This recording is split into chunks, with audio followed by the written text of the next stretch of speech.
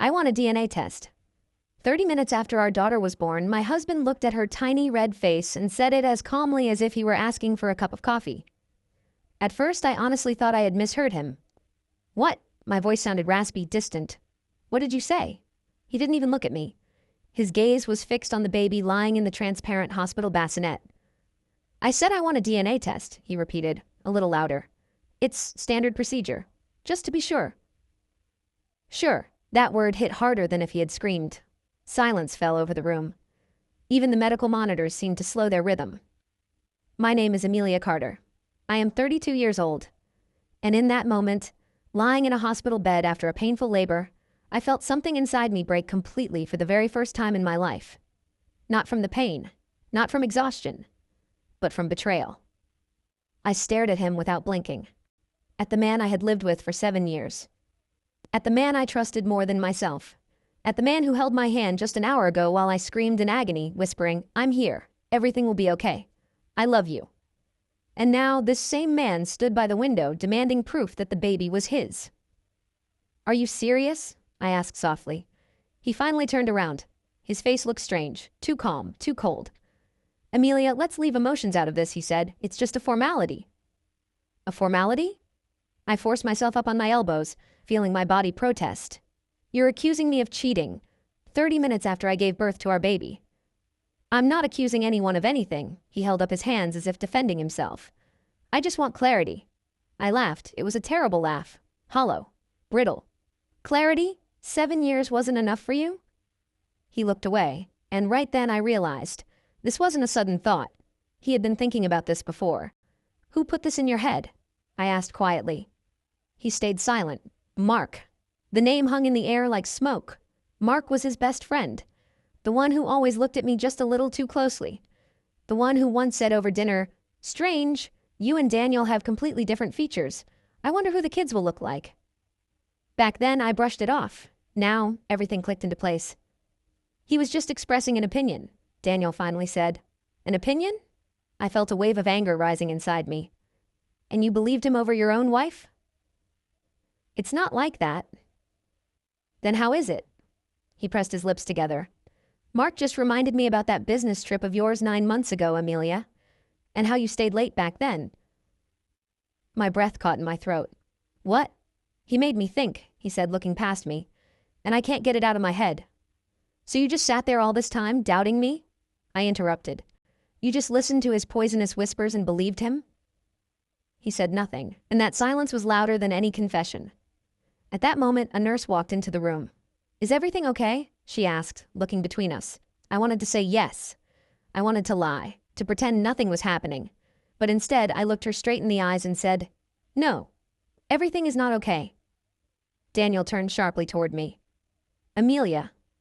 My husband wants a DNA test for our newborn, I continued calmly.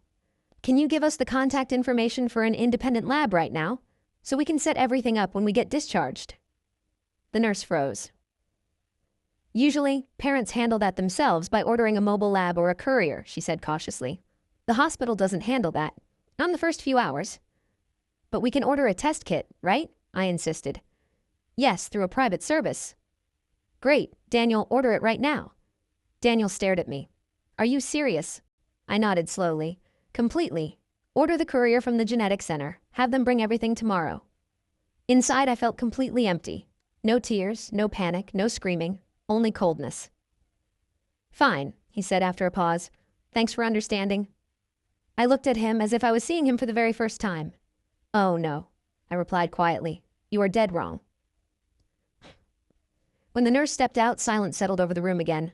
Somewhere down the hallway, a baby was crying. Somewhere, someone was laughing. Life was moving on. Mine had ground to a halt. I don't understand why you're reacting like this, Daniel said a minute later. If you have nothing to hide, what's the problem? I closed my eyes, took a deep breath, and only then answered, The test isn't the problem. He frowned. Then what is? I opened my eyes and looked straight at him. The problem is that you've already decided I'm guilty. He didn't reply, and that was the end of it. The next day, a specialist from a private lab arrived. The paperwork was signed. They gently took a buccal swab from the inside of my daughter's cheek. I held her in my arms as it happened. Tiny, warm, defenseless. She cooed softly, completely unaware that her very first entry into this world was already tainted by doubt. "I'm sorry," I whispered, pressing her close. "I'm sorry your father turned out to be weaker than I thought." Daniel stood by the door. He didn't step forward. He didn't touch her. He didn't even look at her. And in that moment, I made my decision. Quietly, without words. Final. If he wanted proof, he would get it. But along with it, he would get something else. Something he was completely unprepared for. And he had no idea that this DNA test wouldn't just change his life. It would destroy everything he believed to be true. "I'm sorry," I whispered, holding her tight. "I'm sorry your life has to start like this."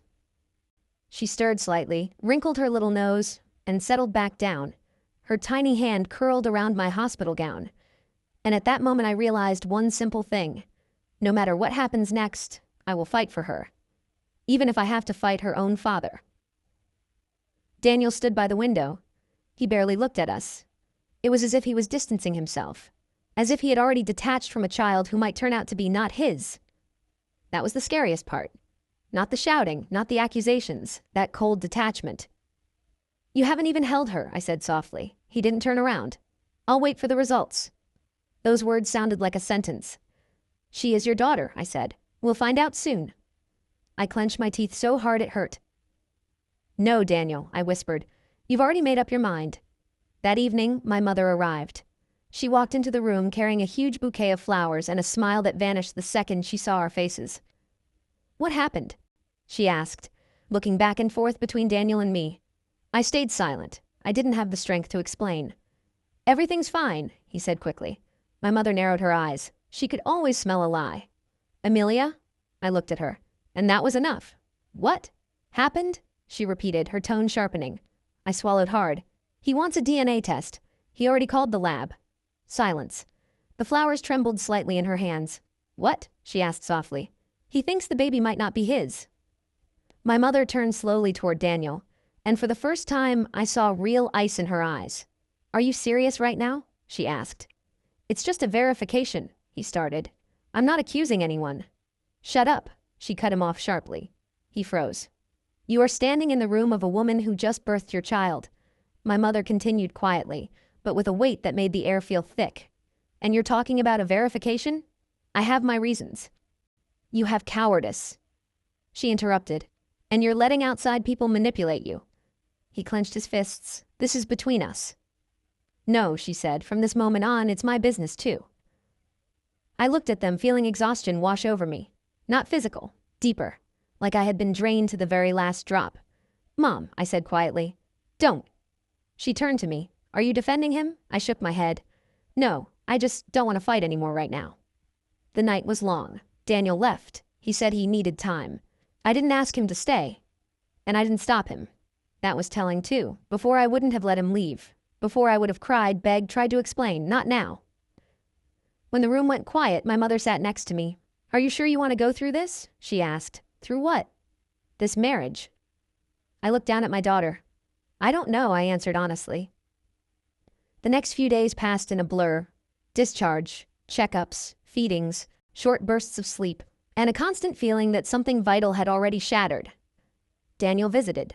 But not for long. He acted. Polite. Too polite. Like you would with a stranger. "How is she?" he would ask. Not, "Our daughter."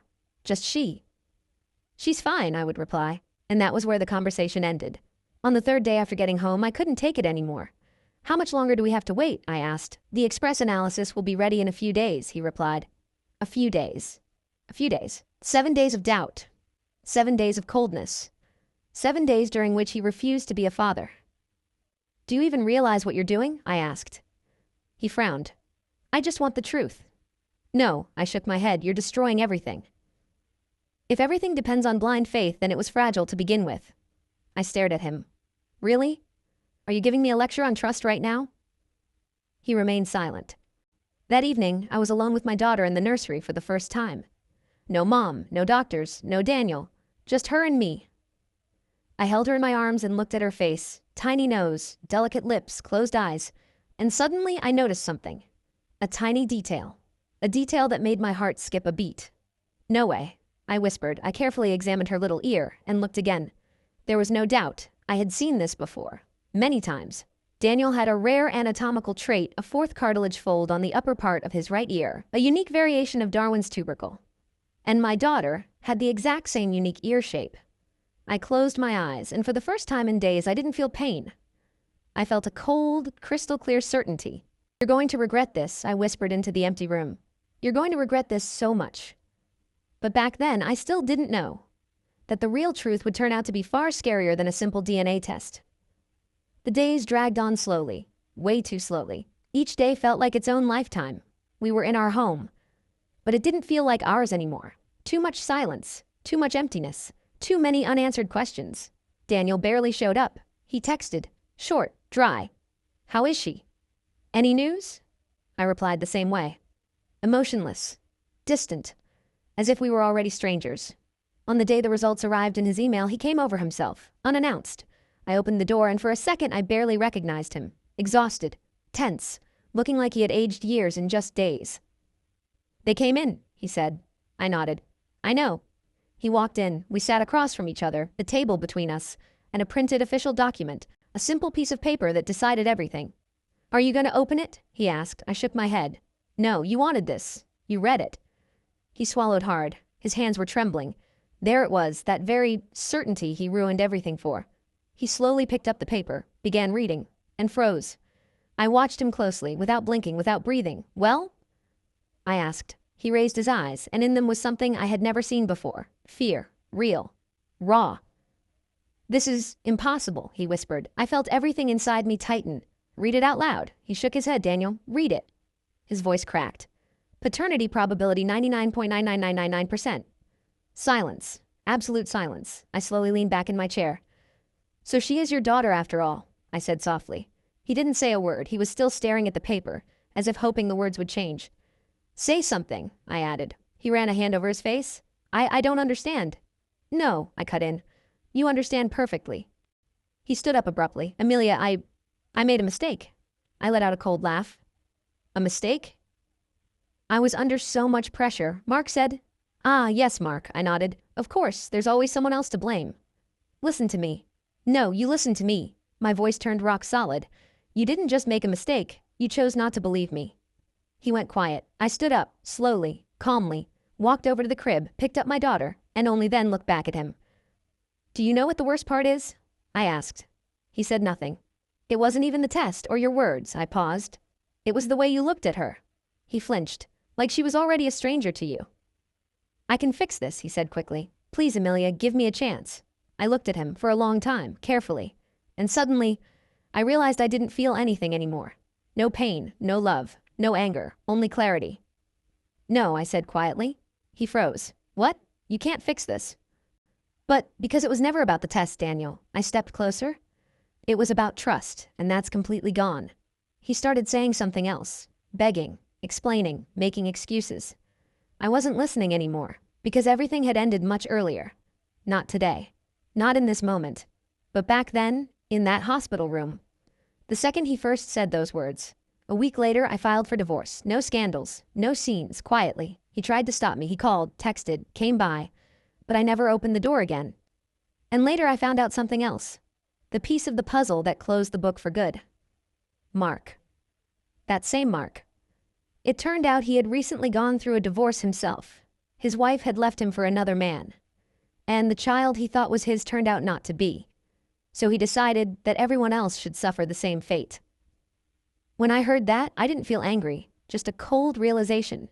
One broken man, and one weak one. I didn't bother telling Daniel, because it didn't matter anymore. He made his own choice. 6 months passed. I was sitting in the park, holding my daughter. She was laughing, softly, brightly, purely. And in her eyes, there were no doubts, no pain. "You're stronger than I am," I whispered to her. She smiled and wrapped her little fingers around mine.